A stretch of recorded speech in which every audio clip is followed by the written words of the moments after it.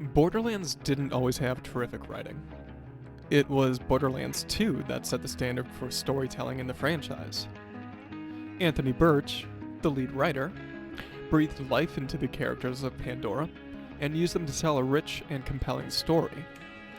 Playing the campaign of 2 was an emotional roller coaster full of laughter, sorrow, and a surprising level of humanity from its larger-than-life ensemble of heroes and villains.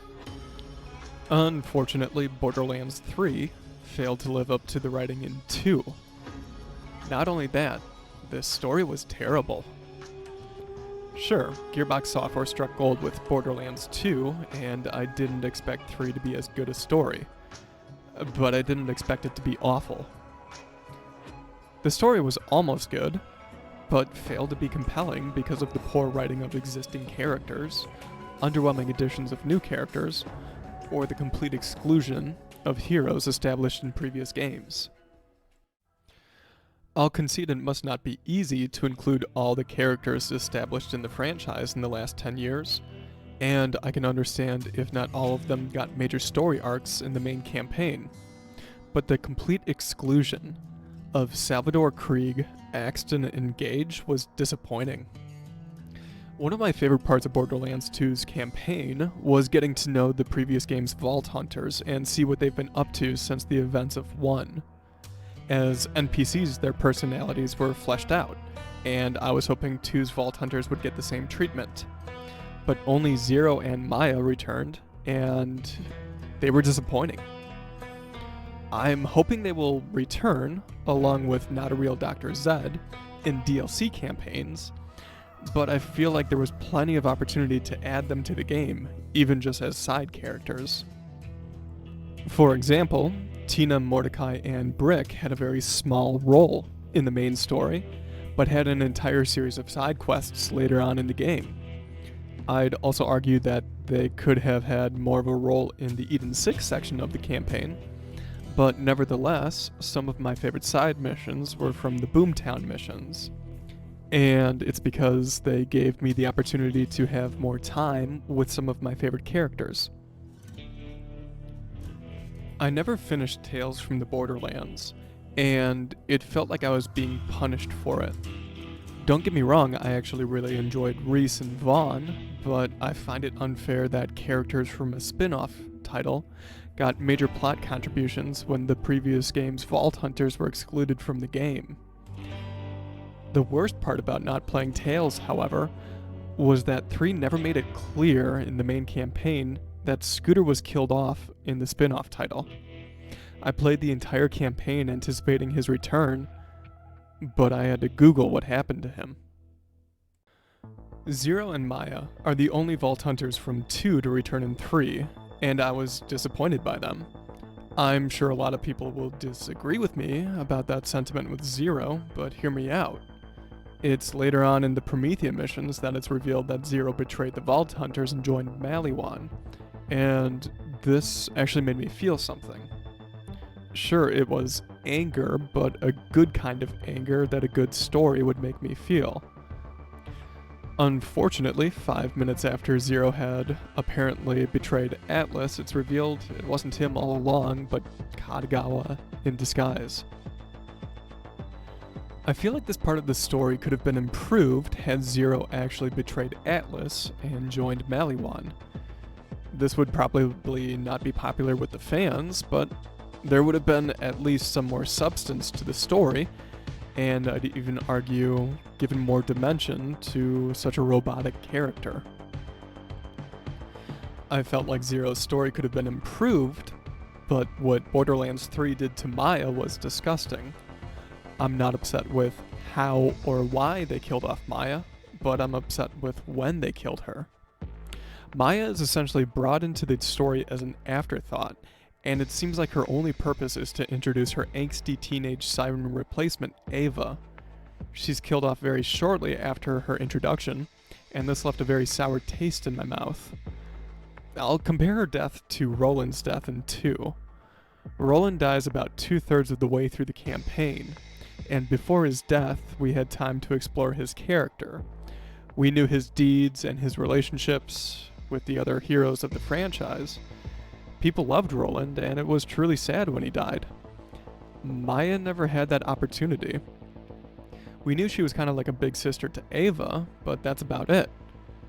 I'm not saying Maya shouldn't have been killed off. In fact, I agree that she should have died.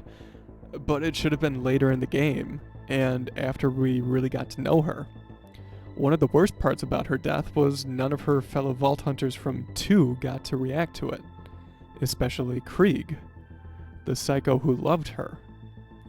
I was hoping the story would delve into their relationship more, but unfortunately Krieg was excluded from 3, and we never got to see him interact with Maya, or see him react to her death.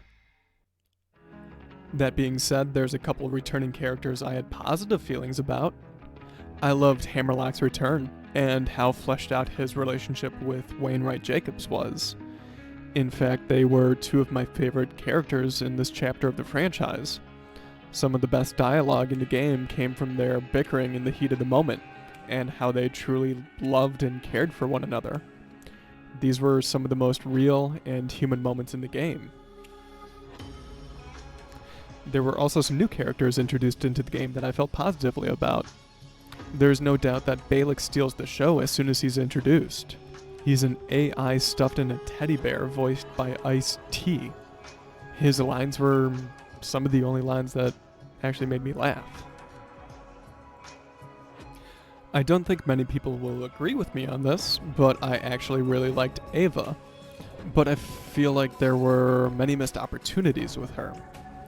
I wish we had more time to see Ava and Maya's relationship dynamic, and I couldn't help but want to see the relationship Ava could have had with Tina.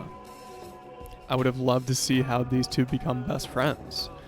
I can even picture Tina in the scene where Ava takes out her frustrations with Maya's death on Lilith.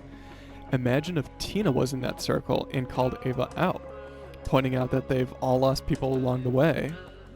She lost Roland, and her behavior was uncalled for and unproductive. This would have given Tina's character a lot more depth. But there were a lot of awful characters introduced as well. I went into 3 knowing the Calypso twins could never rival Handsome Jack. Jack is to this day one of my favorite villains of all time.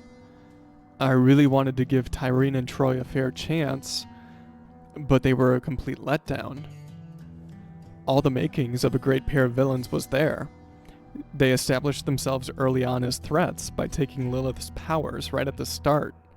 Their motives were clear and were motivating enough to play the campaign. They were going to steal the power of a planet-sized monster and destroy the galaxy.